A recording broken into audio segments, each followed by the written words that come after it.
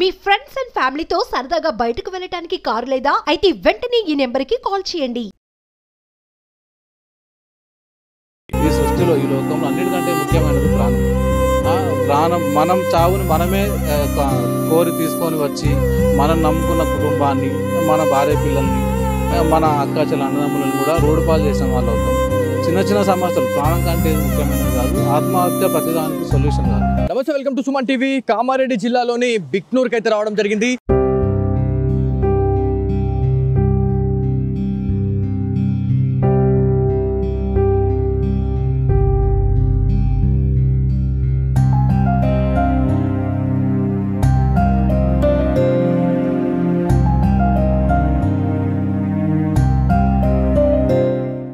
Bhiknoor toll ప్లాజాకి అయితే మనం వచ్చినాం.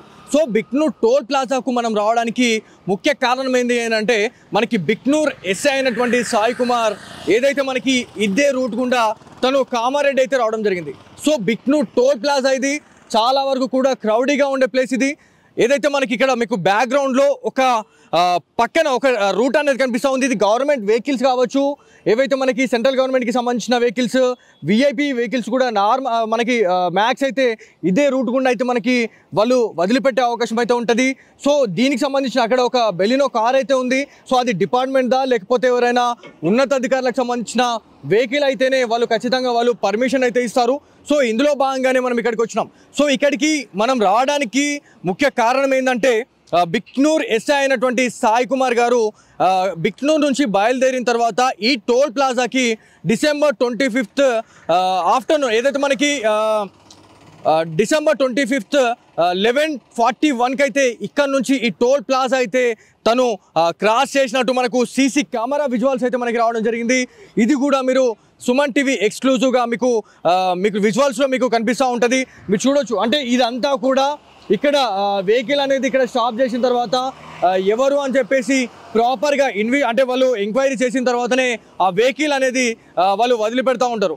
సో ఇందులో భాగంగానే మనం ఇక్కడికి వచ్చినాం. ఇక్కడ నుంచి తను ఎక్కడికి వెళ్ళారు అంటే, మనకి ఏదైతే మనకి పొందుర్తి జంక్షన్ ఏదైతే ఉందో అక్కడ బస్ స్టాప్ అని చెప్పుకుంటా ఉన్నాము. అక్కడ ఫ్యామిలీ రెస్టారెంట్కి అయితే అక్కడికి వెళ్ళినట్టు మనకు ఒక ప్రాథమిక సమాచారం అయితే వచ్చింది.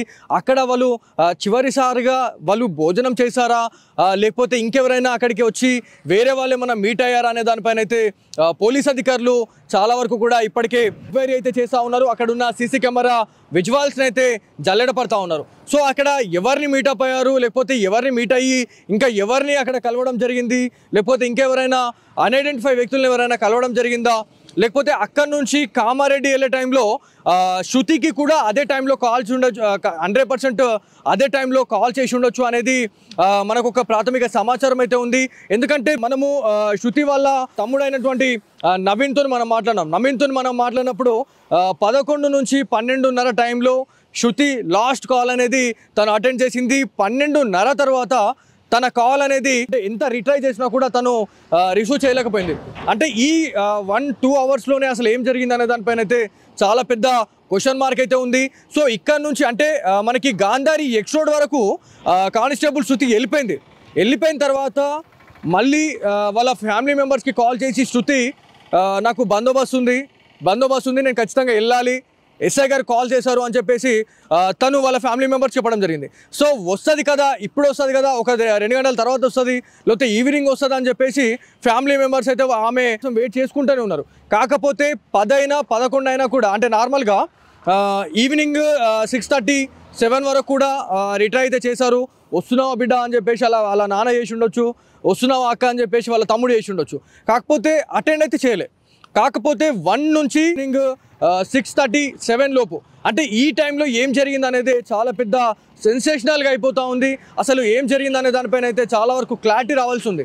సో ఇక్కడ అంటే బిక్నూర్ ఎస్ఐ సాయి కుమార్ ఈ టోల్ ప్లాజా నుంచి క్రాస్ అయిన డేట్ టైం వచ్చేసి డిసెంబర్ 25 టైం వచ్చేసి 11:41 ఈ టోల్ ప్లాజాని క్రాస్ చేసేసి తను అక్కడికి వెళ్ళారు.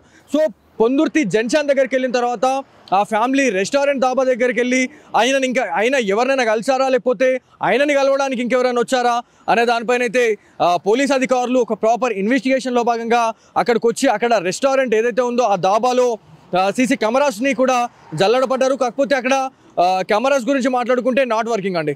సో ఆర్ఆర్ రెడ్డి దాబాలో తను భోజనం చేసినట్టు ఒక ఇన్ఫర్మేషన్ అయితే వస్తుంది. కాకపోతే అక్కడ సీసీ కెమెరా లేకపోవడం అనేది చాలా పెద్ద బిగ్ క్వశ్చన్ మార్క్ అయితే ఉంది. ఎందుకంటే అక్కడ ఎవరెవరు వచ్చారు అంటే సాయి కుమార్ వచ్చాడు అనేది మనకి ఇన్ఫర్మేషన్ ఉంది. కాకపోతే ఆయనతో పాటు ఇంకెవరు వచ్చారు, సో ఇంకా ఎవరు వచ్చారు అనేది బయటపడితే మాత్రం ఖచ్చితంగా ఈ కేసులో ఒక ట్విస్ట్ అయితే ఏర్పడుతుంది అని చెప్పి తెలుస్తుంది. ఎందుకంటే 4th పర్సన్ ఏమైనా ఇన్వాల్వ్మెంట్ ఉందా, 5th పర్సన్ ఇన్వాల్వ్మెంట్ ఏమైనా ఉందా అనే దానిపైన అయితే ఉత్కంఠగా ఎదురు చూస్తూ ఉన్నారు. సో ఈ మధ్య కాలంలో అంటే దాదాపు 1 వీక్ నుంచి కూడా తెలంగాణ రాష్ట్ర వ్యాప్తంగా 5 నుంచి 6 పోలీస్ ఆఫీసర్స్కి సంబంధించిన డెత్స్ అయితే కావడం జరిగింది, అంటే సూసైడ్ చేసుకోవడం జరిగింది. సో మనకి ఏదైతే బిక్నూర్ ఎస్ఐ అయినటువంటి సాయి కుమార్ గారి గురించి కూడా మనం మాట్లాడితే తను ఆత్మహత్య చేసుకోలేడు అనేది మన వర్షన్. ఎందుకంటే తను రెస్క్యూ చేయబోయి తను కంప్యూటర్ ఆపరేటర్ నిఖిల్, శృతి వీళ్ళిద్దరిని కాపాడబోయి తను కూడా ఆ నీళ్ళలో మునిగిపోయి ఆ చెరువులో మునిగిపోయి తను కూడా చనిపోయినట్టు మనం అనుకుంటున్నాం. కాకపోతే ఇంకా ఎవరైనా అంటే అక్కడికి ఏమైనా లావాదేవీల గురించి ఏమైనా సెటిల్మెంట్ విషయంలో ఎవరైనా అక్కడికి రమ్మన్నారా, ఆ ప్లేస్నే ఎందుకు ఎంచుకోవడం జరిగింది అంటే కామారెడ్డి దాదాపు బిక్నూర్ నుంచి కామారెడ్డి అంటే దగ్గర మనకి ఈ నుంచి ఒక 30 కిలోమీటర్స్ అయితే ఉంటుంది. అంటే ఈ నుంచి మనకి ఏదైతే అడ్లూరు ఎల్లారెడ్డి చెరువు గురించి మాట్లాడుకుంటే 30 కిలోమీటర్స్ ఉంటుంది. ఆ చెరువు దగ్గరనే వాళ్ళు ఎందుకు స్పాట్ అనేది వాళ్ళు ఎంచుకున్నారు అనేది అయితే చాలా పెద్ద క్వశ్చన్ అయితే ఉంది. ఎవరైతే మనకి బీబీపేట్ అంటే మనకి బీబీపేట్లో విధులు నిర్వర్తిస్తున్నట్టు శృతి, ఇంకొక విషయం ఏంటంటే 10 o'clockకి తను రెంట్ హౌస్ నుంచి తను బయటకు వెళ్ళడం జరిగింది.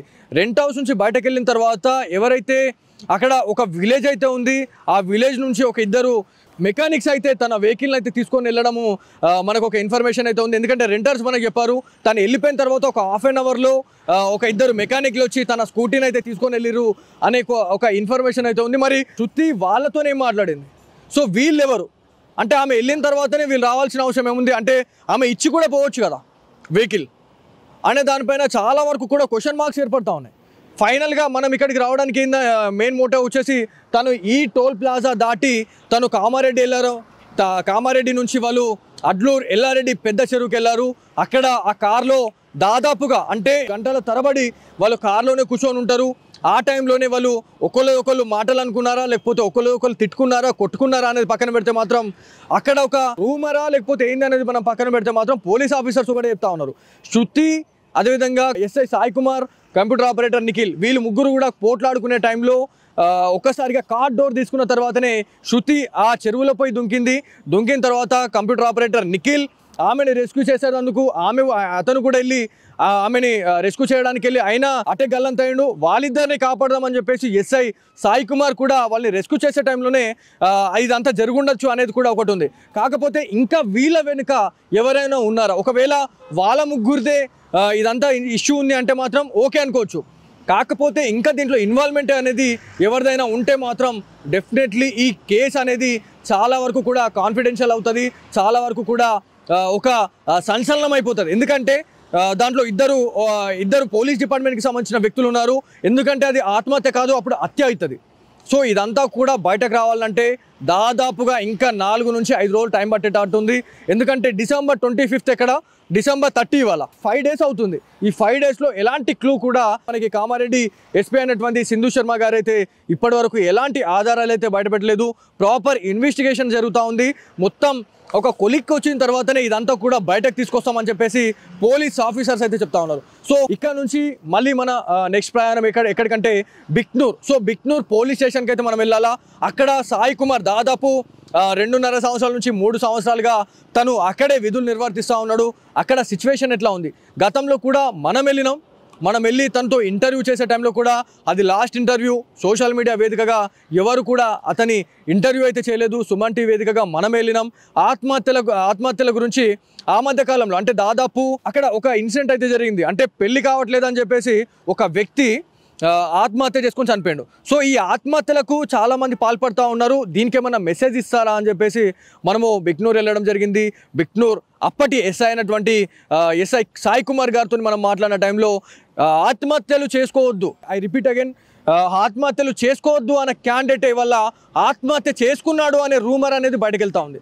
సో ఆత్మహత్యలు చేసుకునే టైంలో ఖచ్చితంగా ప్రతి ఒక్కరికి అంటే మనిషి పుట్టిన తర్వాత ప్రతి ఒక్కరికి కూడా బాధలు ఉంటాయి, దుఃఖాలు ఉంటాయి, సంతోషాలు ఉంటాయి. సో ప్రతి దానికి కూడా మనం బేర్ చేయాలి. కానీ ఆత్మహత్య చేసుకుంటే అదొక మనం పుట్టిన దానికి అదొక రూపురేఖలు ఉన్నట్టు ఉండదు అని చెప్పేసి మనకి అన్న క్యాండిడేట్ వల్ల తను ఆత్మహత్య చేసుకొని చనిపోయాడు అనేది ఒక రూమర్ అనేది బయటకు వెళ్తా ఉంది. సో అది ఆత్మహత్యనా హత్యనా అనేది డెఫినెట్లీ పోలీస్ ఆఫీసర్సే తేల్చాల్సిన అవసరం ఉంది. ఎందుకంటే సీసీ కెమెరాస్లో ప్రతిదీ కూడా జల్లడబడతా ఉన్నారు. ఆయన కార్లో ఎవరు ఉన్నారు, ఆయన ఇక్కడ నుంచి వెళ్ళే టైంలో ఆయన కార్లో ఇంకా ఎవరైనా ఉన్నారా, ఒకవేళ ఉన్నారు అంటే మాత్రం డెఫినెట్లీ అది హత్యనే, 100% హత్యనే అనుకోవచ్చు. ఎందుకంటే తను బిక్నూర్ నుంచి వెళ్ళే టైంలో ఒక ఇనాగ్రేషన్ కూడా చేసి వచ్చారు అనేది మనకు ఒక ఇన్ఫర్మేషన్ ఉంది. సో అక్కడికి కూడా వెళ్దాం. అక్కడ సాయి కుమార్ గారు ఎలా ఉన్నారు, అక్కడ టెన్షన్గా ఉన్నారా లేకపోతే ఎలా ఉన్నారు అనే దానిపైన అయితే ఖచ్చితంగా మనం మాట్లాడుకోవాలా.